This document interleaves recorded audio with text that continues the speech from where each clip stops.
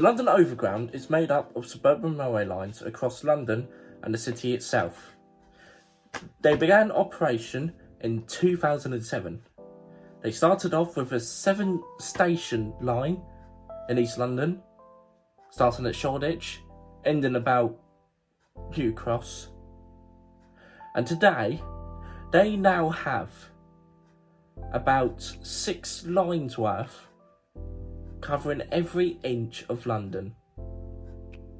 But right now, there's now 6 different colours and different line names for them, because the London Overground has recently made new line names. And today, we're going to discuss about what do we think of this new change that the London Overground has made. So I'm going to tell you straight away what I think. So if someone came up to me and said, what do you think about these new line names for London Overground? I'll just go, what the hell? Now, hear me out, right? There is pros that I do see towards these lines. Like, for example, there is, because how big the London Overground is, with 110-ish stations, with having the Overground all in one line, it can be very confusing to navigate.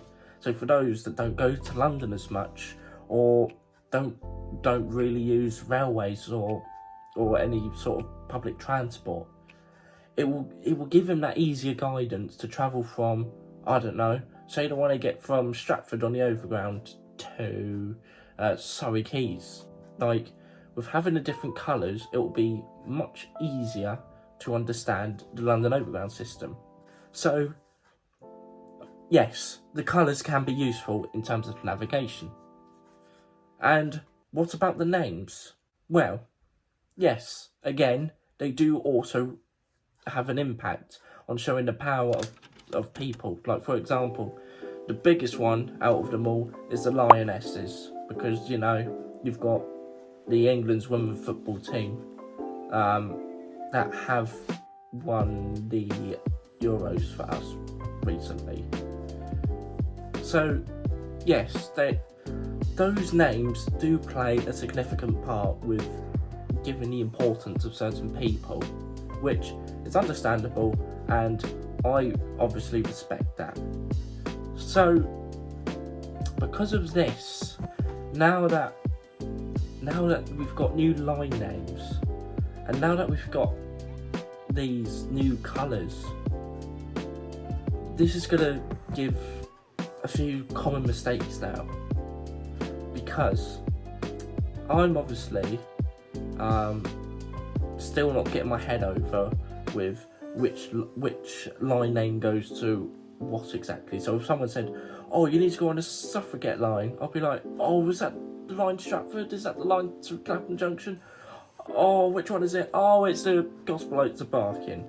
So obviously, people still need to learn about which name goes to which branch and so on and so forth. Me definitely being one of them. However, with different names for the lines, like for example, you've got the Gospel Oak to Barking. If you call that the Goblin line, that'll make sense, because the G and O stands for Gospel Oak, and you've got the B, which stands for Barking, and then you've got Lin, which stands for line. Gospel Oak Barking line, and then you can go, oh yeah, I already know what line you're on about. It makes so much sense. Or you could even have the Watford DC line, which is the line that runs from Watford Junction to Euston, and you'd be like, hang on, Watford. The only overground line that runs to Watford is Watford Junction. This makes sense now.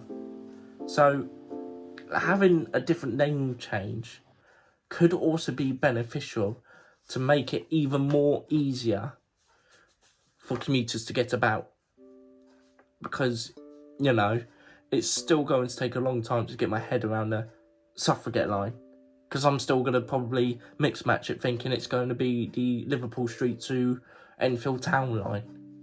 So yeah, I do believe that that's going to be like one of the big common mistakes.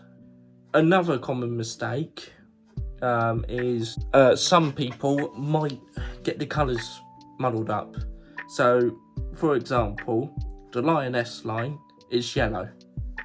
So, but if you was to hand someone that tube map, but for someone who doesn't use a tube map or has never been on a tube before, they would go, wait, hang on a minute.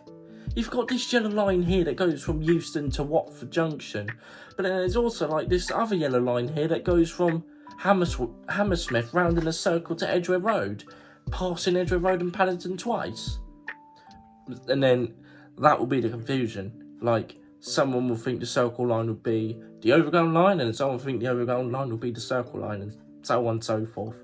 And yeah, again, with which line is it? With the Windrush line from Highbury and Islington to New Cross. Like, that's in a red colour, so people who don't use a tube often could get it mixed up with the Central line, for instance. Now, I know you might go, well, hang on, you could be overreacting here. And yeah, I see your point, because I mean, it is pretty obvious to go, oh yeah, this is the Central line, but you can still get some people that don't normally use the transport a lot, or that they don't like using it, but they have to use it.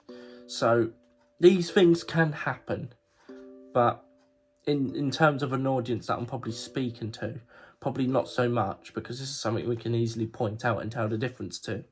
Yeah, so there's a few like common mistakes that can definitely be brought up because of these line name changes. But now this brings me up to a question to TFL. I'm not sure if they're watching it, and if someone does give this a TFL, then thank you so much in advance. But TFL, well, on the London Overground department side of things, so because you've named and colour-lined all of your London Overground lines, and you've obviously coloured the lines, and you've already done the signs, like where it says Windrush line, eastbound Hackney Wick, Stratford this way, as a few videos may be popping up now. Would you consider doing it on the Randalls themselves? So, for instance, with this one here, you've got Overground, and let's say it's the Mildmay line, you have the blue circle to indicate that we're on the Mildmay line. Part of me might say probably not, because you're still under the Overground network, which makes sense, but part of me says, well, then again, it could be more helpful with platform navigation, as for those that have loads of London Overground platforms and people are trying to navigate to the correct line. So who knows? It is a tricky scenario here, in terms of the pros and cons of having the new line name change and having these new colours separated individually into 6 different ones.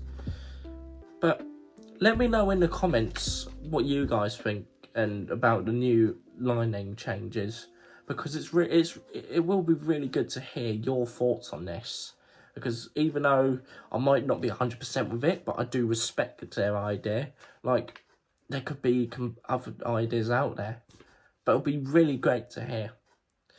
Anyway, that does end today's video off. I do apologise, it has been a short one. However, please don't panic, there is more coming underway. And yeah, for 2025, because it is now 2025, Happy New Year to you all. I do want to keep improving for better videos to come, and to reach out to a bigger audience. So I'm still gonna work towards it. But you know, time is key. We'll get there at some point. But you know, slow and steady wins the race. But yeah, thank you very much for watching this video. If you have enjoyed, please make sure you do drop a like and subscribe. It would be really helpful to myself and to this channel. Leave a comment. Let me know what you think about the renaming of the London Overground lines and the colour change. And lastly, drop a notification bell if you do want to see more videos just like this.